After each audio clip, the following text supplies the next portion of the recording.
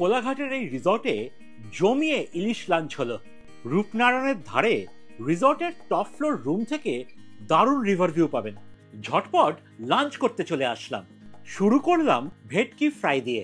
পুরো ভেটকি মাছের ফিলে এক কথায় লোভনীয়। মেন কোর্সে ভাতের সাথে মুগ ডাল আর পোস্তর বড়া, কাঁচা লঙ্কা পেঁয়াজ দিয়ে পোস্তর বড়া ভাতের সঙ্গে খেলে অমৃত।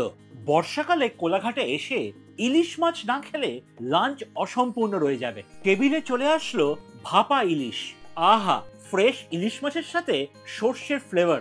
বাঙালি ভুরি ভোজে মাছের সাথে মাংস থাকতেই হবে। অনেকক্ষণ ধরে কষানো মাংস একটু ঝালঝাল আর তুলোর মতো নরম। শেষ পাতে মিষ্টি মুখে রয়েছে গন্ধরাজ লেবুর কাস্টার্ড। এইটা মাস্ট ট্রাই।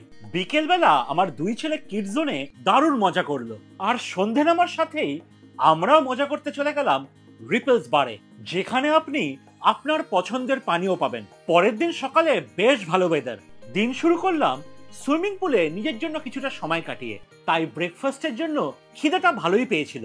গরম গরম চা খেয়ে হেলদি খাবার দিয়ে ব্রেকফাস্ট শুরু করলেও সেই শেষে পুরি আর ঘুগনিতে গিয়ে আটকে গেলাম। কোলাঘাটের হোটেল সোনার বাংলায় একটা উইকেন্ড বেশ ভালো কাটলো। Follow for more.